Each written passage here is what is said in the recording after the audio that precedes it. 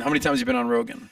I think 5. Yeah, who's counting though? Yeah, Rogan 5. 4 or 5. Are you pretty tight with Joe? I like Joe. Joe gets a bad rep. Everybody, he's like kind of a punchline now, I guess. But a lot of these guys who claimed that Joe's a bad guy, I know them too, and they're way worse of a person than Joe. Like, that's the thing about the internet. It's this big smokescreen. But most things are the exact opposite from the internet. You know, like this guy's a dick and she's super nice. She's actually the biggest coos on the planet and he's a nice guy, or vice versa, whatever it is. So Joe is super generous.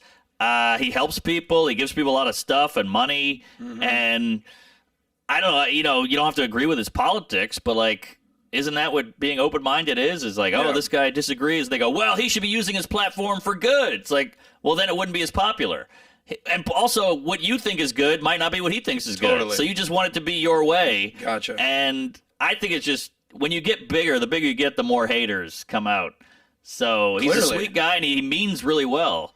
Right. Well, and then obviously the legacy media, the mainstream media has been seeing what he's doing. He's fucking killing them in views. Yeah. So they're going to shit on him. Right. Even more. I want to get your thoughts on this because I think he came out and actually just kind of clap back finally because he's come back and he said some videos, hey, I'm actually a Neil Young fan, and I'll try to be better, I'll try to be more respectful. He's been, but I guess he did a show recently with an MMA fighter, Josh Barnett.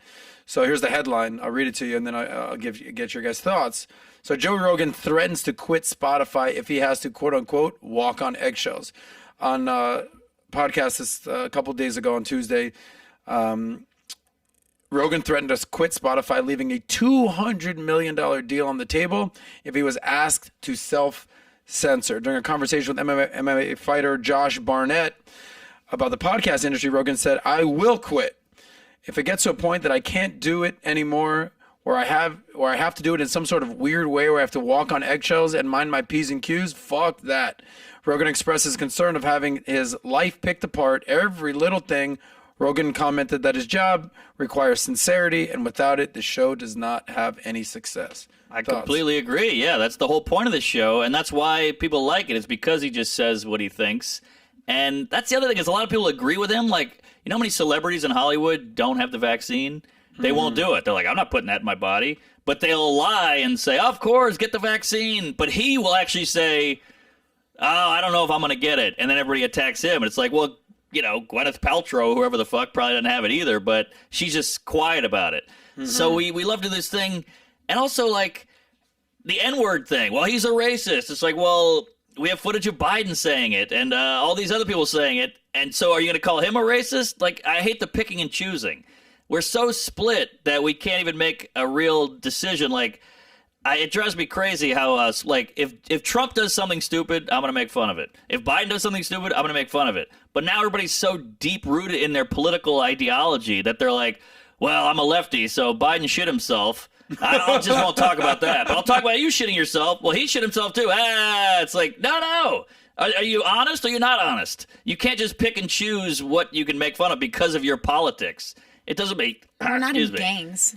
Yeah, it feels like gangs. That's such an important point that you made, not to get all political, but like, you'll only talk shit about the other side. Yes. That's it. And if your side did something that's so fucking absurd, like you're saying Biden shit himself or whatever, it happens. Yeah. Trump does it. It's the biggest fucking news story of the day. Exactly. So I stay neutral. I think a comic should observe. Stay back and observe, no matter who, and comment. No matter who is fucking up, talk about all of it. Well, I agree with you, dude, but let me ask you a follow-up with that. Well, because you've been on all the late-night shows, the Conans of the world, the Colberts of the world, the Fallon kind of stays out of it. Yeah. Certainly Seth Meyers, but a lot of these late-night comedians, they're not on Team Trump, and they make it fucking known. Yeah. What are your thoughts on that? I think it's good for ratings. Like, I don't know much about politics. I kind of try to stay out of it for sanity reasons, and I don't really care. I'm selfish and worried about my own shit. I'm trying to pay the bills. So I think they attack Trump because it works. Like, Colbert was kind of not doing great, and then the Trump stuff started cooking, so he just leaned in. And I don't even know if they even believe everything. I think people just go where the wind's blowing, and Will Smith is a perfect example. When Will Smith causes physical violence, no one does a fucking thing.